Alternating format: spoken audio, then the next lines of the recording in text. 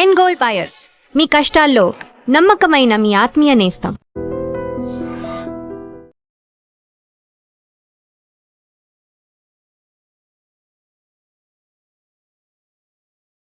Welcome to I dream. నేను ఉదయశ్రీ. మనకి social మీడియాలో ఎన్నో రకరకాల యాప్స్ ఉన్నాయి. సో అందులో కొన్ని డేటింగ్ యాప్స్. ఈ డేటింగ్ యాప్స్లో ఎవరైనా తోడు కావాలి అనుకునే వాళ్ళు ఈ యాప్స్ డౌన్లోడ్ చేసుకుంటారు. అయితే ఇందులో కూడా మోసాలు జరుగుతూ ఉన్నాయి. రీసెంట్గా ఢిల్లీకి చెందిన ఒక జడ్జ్ 52 లక్షలు బురిడి కొట్టించాడు ఈ డేటింగ్ యాప్ ద్వారా ఆ జడ్జ్ని.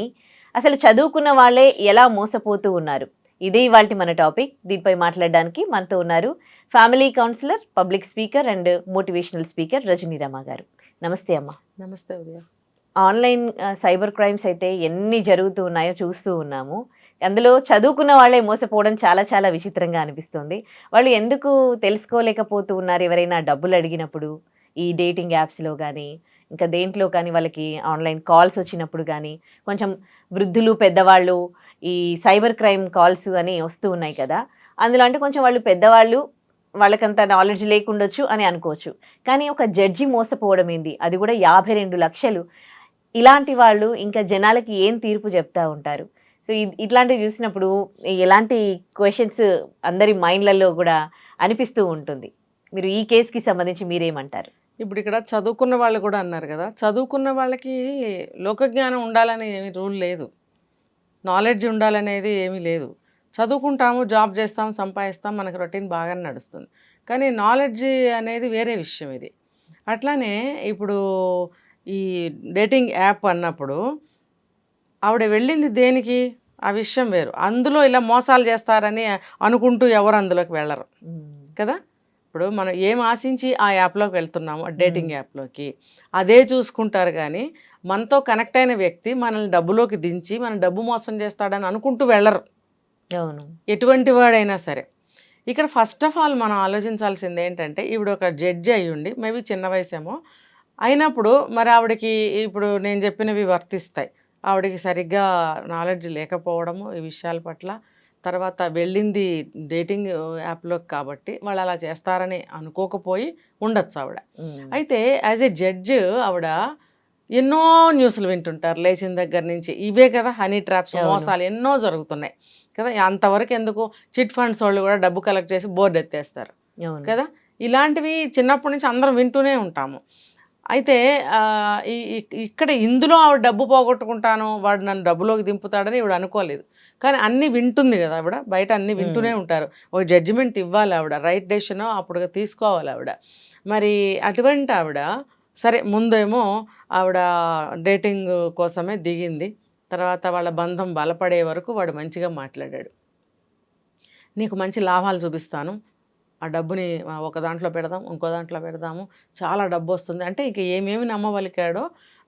ఇన్ ఫ్యూచర్ వాళ్ళిద్దరే ఏమన్నా మ్యారేజ్ చేసుకోవాలి, కలిసి ఉండాలి, ఇలాంటి ఏమంటారంటే ఆశ కల్పించే మాటలు ఏమన్నా మాట్లాడా, లేకపోతే ఆవిడకి మ్యారేజ్ అయ్యింది కానీ ఊరికే ఇట్లా అన్నట్టుగా ఎవరైనా ఉన్నారా? ఏది ఏమైనా సరే ఆవిడ జడ్జి అంటే ఆవిడ సంపాదన చాలా ఉంటుందని అనుకోవచ్చు కొంతమంది.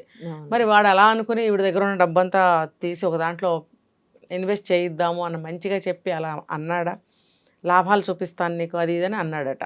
అన్నప్పుడు ఈవిడకి కొంచెం డబ్బాస ఉండి ఉండొచ్చు కదా. లేదా వాడు ఆశాజనకమైన మాటలు ఫ్యూచర్ మీద ఏమన్నా చెప్పి నమ్మించి ఈవిడిని డబ్బు లాగి ఆవిడ దగ్గర నుండి లాక్కున్నాడా, ఎత్తుకుపోయాడా అనేది ఇక్కడ తెలియాల్సింది ఉంది. ఏమైనా సరే ఇక్కడ నాకు అర్థమవుతుంది, ఆవిడ కొంచెం డబ్బాస ఉన్న మనిషి. లేకపోతే ఎంత డేటింగ్లో వాడైనా సరే 52 లక్షలకి పైగా ఆవిడ డబ్బు ఇచ్చారు అని అంటే మరి ఏంటది? అతని మీద అతి నమ్మకమా? అసలు అతను ఎవడు ఎక్కడి నుంచి వచ్చాడు? ఇదంతా ఆలోచించాల్సిన అవసరం లేదా? నువ్వు దేనికోసం వెళ్ళావు ఆ యాప్లోకి అదే చూసుకో. నిన్ను ఎదురు డబ్బు పెట్టమనడం ఏంటి అనే ఆలోచన యాజ్ ఎ జడ్జి నీకు రావట్లేదా? ఇప్పుడు లేచిన దగ్గర నుంచి ఎన్నో క్రైమ్స్ వింటున్నారు, జడ్జిమెంట్ ఇస్తున్నారు, మోసాలు వింటున్నారు, తెలుసుకుంటున్నారు అన్నప్పుడు ఇప్పుడు మనకి ఫోన్లో కూడా ఎన్నో హెచ్చరికలు చేస్తున్నారు. ఏదైనా ఫోన్ వస్తే తీయకండి, ఫలానా దాంతో వస్తే మీరు దాన్ని టచ్ చేయకండి, ఇలా ఏదన్నా మీకు జరిగితే దీన్ని అప్రోచ్ అవ్వండి మీకు హెల్ప్ కోసము, అందరిని నమ్మకండి, తెల్లవారు లేచిన దగ్గర చెప్తున్నారే. మరి ఆవిడకి ఆ మినిమం నాలెడ్జ్ లేదా? ఒక జడ్జిగా? అంత నాలెడ్జ్ ఆవిడ పెట్టుకోవాల్సిన స్టేజ్లో ఆవిడ ఉన్నారు కదా. ఒక ట్రస్ట్ అబ్బాయిని నమ్మింది అభిమన్యు ఎందుకు వశిష్ఠ. నమ్మాలి ఉదయ? అతను ఎవరు? డేటింగ్ యాప్లో కలిసిన వ్యక్తి అంతే. ఇలా మాటలతో మోసం చేస్తారు కదా ఈ అదే స్వీట్గా మాయమాటలు చెప్పి అదే honey honey trap trap like చేసి ముంచాడు. ఎంత ముంచినా 1, 2, 3, 4, 5, 6, 7, 8, 9, 10 లక్షల వరకు నువ్వు పెట్టావు. అవును 52 లక్షల వరకు ఎందుకు పెట్టాలమ్మా? అదే నీకు అక్కడ అర్థమైపోతుందా? అర్థమైపోతుంది అదే. కదా. ఉమ్. అర్థమైపోయినప్పుడు అంత డబ్బు ఎందుకు పెట్టాలి? ఎక్కడి నుంచి తీసుకొచ్చి పెడుతున్నారు ఆవిడ అంత డబ్బు? ఆవిడ కూడా గవర్నమెంట్ ఎంప్లాయీ కదా. ఉమ్. అంతంత శాలరీలు వచ్చేస్తాయా? రావు కదా. అదే. మరి ఆవిడ తాహతకు మించే కదా 52 లక్షలు అంటే. ఎందుకు పెట్టారు ఆవిడ? పెట్టకూడదు. కొంత మోసపోయానని తెలిసి ఒక స్టేజ్కి వస్తే అవును మోసపోయాననేది తెలిసిపోతుంది. లేకపోతే నీకు లాభాలు చూపిస్తానన్న వ్యక్తి నువ్వు 10 లక్షలు పెట్టేటప్పటికి అట్లీస్ట్ ఒక 1 లాక్ అయినా నీకు లాభం చూపించి ఉండాల్సింది అతను. లేకపోతే చూపించిన తర్వాత నువ్వు పెట్టావా? ఉమ్. ఫస్ట్ ఈ మోసాల్లో ఎట్లా ఉంటుందంటే ఫస్ట్ మనకు కొంత లాభం చూపిస్తారు. అవును అకౌంట్లో చూపిస్తారు. ఫస్ట్ ఇమీడియట్గా వేస్తారు డబ్బు.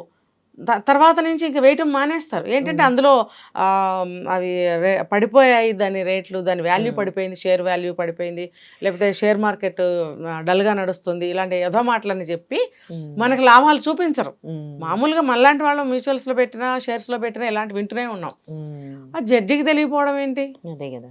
అంటే అతని మీద అంత ప్రేమ కలిగి డబ్బు ఇవ్వాలనే ఇచ్చింది ఆవిడ. ఇవ్వాలనే ఇస్తే తర్వాత మరి కంప్లైంట్ ఎలా చేసింది? సరే ఇదంతా పక్కన పెడితే 52 లక్షలు పే చేసిన తర్వాత ఆవిడకి అప్పుడు అనిపించింది పాపం. అనిపించి ఏం చేయాలి? బయటకు చెప్పుకుంటే పరుగు పోతుంది. ఒక జడ్జి అయ్యి ఇప్పుడు మనం అనుకుంటున్నావా అవును ఇలా ఒక జడ్జి అయ్యి ఉండి ఇంత అవేర్నెస్ లేకుండా అమాయకత్వంగా అసలు డబ్బు ఇవ్వడం ఏంటి? ఒక జడ్జి అయ్యి ఉండి అసలు డేటింగ్ యాప్లో పడడం ఏంటి వాడితో? ఉమ్. అసలు అవతల వాడికి ఎంత ధైర్యం ఒక జడ్జి తోటి? ఉమ్. ఎందుకు వాడికి అంత ధైర్యం అంటే వీడు తెలివితేటలను పసిగట్టాడు అతను. ఉమ్. అర్థమైందా? ఉమ్. ఇప్పుడు ఒక లాయర్ అయినా, ఒక డాక్టర్ అయినా, ఒక జడ్జి అయినా ఒక భయం అనేది ఉంటుంది కదా ఎదుటివాడికి అదే. జడ్జి అన్నప్పుడు. ఆ ఆ భయం భయం లేదు. లేకుండా పోయింది కదా. వాళ్ళిద్దరి అదే, మధ్యన ఈవిడ బాగా thinking- ఫ్రీ వచ్చేసింది కదా. అదే చెప్పారు కదా బంధం బాగా బలపడింది అంటే ఫ్రీ బాగా వచ్చేసింది వాళ్ళకి. ఉమ్. ఒక డాక్టర్ అయినా, లాయర్ అయినా, జడ్జి అయినా ఎవరైనా సరే నవేడేస్ ఒక జాబ్ చేస్తున్నారు అంటే దాదాపుగా బుక్కిషే. ఒక ఉమ్. సీనియర్స్ అయి ఉంటే తప్ప ఎక్స్పీరియన్స్ రాదు ఉమ్. కదా. ఇప్పుడే వాళ్ళు దాంట్లో చేరారు ఒక జాబ్లో, ఒక ప్రొఫెషన్లో, డాక్టర్ కానీ లాయర్ కానీ అన్నట్టయితే వాళ్ళంతా బుక్కిష్ ట్రీట్మెంటే ఇస్తారు. ఉమ్. బుక్లో చూసే మనకు చెప్తారు. ఒక 40-50 సంవత్సరాలు దాటిన వ్యక్తులు అయితే ఎక్స్పీరియన్స్తో మనకి ఒక జడ్జిమెంట్ చేయడం కానీ, ఒక ఏదైనా మనకి మెడికల్ ట్రీట్మెంట్ కానీ జరుగుతుంది. కాబట్టి ఈవిడ చిన్న ఆవిడ కాబట్టి ఈవిడికి ఏం తెలియదు అనేది వాడు అడ్వాంటేజ్ తీసుకున్నాడు. ఉమ్. తీసుకుని చాలా ఈజీగా మాయలో పడేశాడు. అదే ఇక్కడ జరిగిందని నేను అనుకుంటున్నాను. ఉమ్. సరే ఆవిడ ఒక జడ్జిగా ఇంత కాకపోతే ఎంతైనా తెలియాలి కదా లోక అదే, జ్ఞానం. అదే.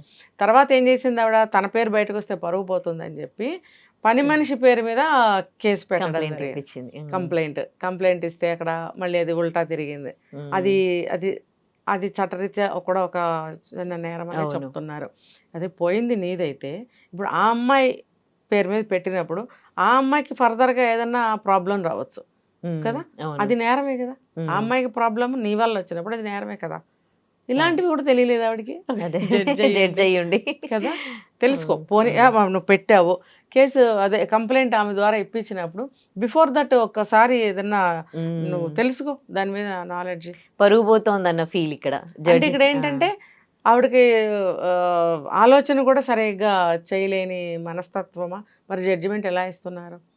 ఎటువంటి కేసునైనా సరే జడ్జిమెంట్ ఇవ్వాలి అంటే పూర్వాపరాల కేసుకు ఆలోచించి ఎంతో అవతల వాళ్ళకి ఇవతల వాళ్ళకి కష్ట నష్టాలు జరగకుండా జడ్జిమెంట్ ఇవ్వాలి. అలాంటిది ఈవిడ వెనక ముందు ఆలోచించకుండా డబ్బులు ఇవ్వడము, పని మనిషి పేరు మీద కంప్లైంట్ ఇవ్వడము, ఇవి ఎలా కనిపిస్తున్నాయి ఈవిడికి? మనకి ఏమనిపిస్తుంది అంటే ఆవిడకి తెలివితేటలు లేనట్టుగా తెలివితేటలు అనిపిస్తుంది. లేనట్టుంది. అంత భయాందోళన చెందితే కూడా కష్టం కదా. అదే. స్టబన్ గా ఒక స్టాండర్డ్ గా ఉండాలి జడ్జి అనేవాళ్ళు. ఈ ఆన్లైన్ మోసాలకు సంబంధించి ఎట్లాంటి అవేర్నెస్ అవసరము అండ్ ఈ అంటే ఎడ్యుకేషన్ ఉన్నా కానీ ఎందుకు తెలివితేటలు మాత్రం ఉండట్లేదు అసలు? అంటే ఇప్పుడు ఆ ఊపులో ఆ వేడిలో కొన్ని కనపడవు, కొన్ని వినపడవు, కొన్ని తెలివి ఉదయ అంతే. ఆ ఫ్లోలో ఒక ఫ్లోలో వెళ్ళిపోతున్నప్పుడు ఒక ఇది చెప్పుకుంటే ఇప్పుడు వీళ్ళు ఒక దాంట్లో ఉన్నారు ఒక రిలేషన్లో, ఆ ఇదిలో వీళ్ళకి అంతా మంచిగా కనపడుతుంది. అతను నన్ను మోసం చేస్తాడు అని అనుకోలేకపోతుంది. జస్ట్ మాటలే కదా, వీళ్ళు డైరెక్ట్ గా కలిసింది ఏమైనా ఉందా? మాటలతోనే ఒక ఏమో మనిషిని మనకేం నమ్మి చెప్పారు? 50 బంధం లక్షలు బలపడింది అని చెప్పారు. ఉమ్. అంటే మరి ఎట్లా? ఆన్లైన్లోనే ఫోన్లోనే బలపడిందా? ఇప్పుడు అంటే అది కూడా అన్నారు, ఆ అబ్బాయితో ఎప్పుడు కలవలేదు అని అంటున్నారు. అంటే మాటలతోనే ముంచాడా? మాటలతో ఇంత ఎట్లా మోసపోతున్నారు అనిపిస్తుంది. మాటలతో అమ్మో ప్రాక్టీస్ చాలా ఉంటాయి ఉదయం. మనకు 100 ప్రశ్నలు రెడీగా పెట్టుకుని వేస్తే కూడా ఆలోచించకుండా సమాధానం చెప్తారు. అది ఒక టాక్టిక్స్ ఉంటుంది వాళ్ళకి. ఇప్పుడు అంతవరకు ఎందుకు, ఇప్పుడు మన బంగారం షాప్కి వెళ్తే ఏ క్వశ్చన్ అన్నా వేయవాడు సేల్స్ మ్యాన్ ఎంత ఈజీగా మనకి జవాబు చెప్పి మనల్ని సాటిస్ఫై చేస్తాడు. కానీ ఒక దాంట్లో కాకపోతే ఒక దాంట్లోనైనా సరే వాళ్ళు డబ్బులు లాగుతారు. మీకు మేకింగ్ ఛార్జీ లేదంటాడు, వేస్టేజ్ లేదంటాడు, ఏమీ లేదంటాడు, జిఎస్టీ కూడా చాలా తక్కువ వేస్తున్నామండి అంటాడు. ఇంకా ఊపర్సే మీకు 5% 7% మీకు ఆఫర్ అంటాడు. ఇన్ని ప్లస్లు ఉన్నాయి కదా అని వెళ్తే కూడా మనకు అదే రేటు పడుతుంది. వై బికాస్ అంటే వాడు ఇంకో దాంట్లో మనకు తెలియకుండా మాయలో పెట్టి ఇంకో దాంట్లో లాగుతాడు. ఏంటంటే ఇప్పుడు ఒకవేళ డైమండ్స్ అనుకో, డైమండ్స్ రేటు ఎక్కువ చేసి చెప్తాడు. అవును, మనం ఊహించాం డైమండ్ రేట్ ఎంత ఉందని మనకు అప్పటికప్పుడు ఎలా తెలుస్తుంది? తెలీదు. డైమండ్ రేట్ ఎక్కువ అండి అంటాడు. ఒకవేళ డైమండ్ ఆర్నమెంట్ అయితే అందులో 50% లాభాలు ఉంటాయి డైమండ్లో, గ్యారంటీ ఇస్తానండి. మనకేమో ఇన్ని తగ్గించేస్తున్నాడు, ఓహో డైమండ్ రేట్ ఎక్కువ అయింది కావాలి అనుకుని మనం తీసుకెళ్ళి 10 లక్షలు కట్టేసి వస్తాం. కానీ వాడికి సగానికి సగం దాదాపు లాభాలే వాడికి. మరి ఎలా మనల్ని మాయలో పెట్టాడు? ఆ టాక్టిక్స్ వాళ్ళకు ఉంటాయి. అదే ఇది ఇతను కూడా చేసింది ఒక రకంగా బిజినెస్. ఆవిడ దగ్గర డబ్బు తీసుకుని వాడు ఏం చేస్తున్నాడు మరి? 2 లక్షలు బిజినెస్సే కదా, అందులో వాడు టాక్టిక్స్ వాడికి. కాబట్టి ఎవరైనా సరే ఈ దరిద్రపు యాప్స్ వైపుకి వెళ్ళకండి అని ఎప్పటి నుంచో చెప్తున్నాం. ఇప్పుడు ఎందులో నుంచైనా ఎటువంటి ప్రాబ్లం అయినా రావచ్చు. ఇది మీరు గట్టిగా కనుక్కొని జాగ్రత్తగా ఉండాలి. రైట్, థ్యాంక్ యూ అండి.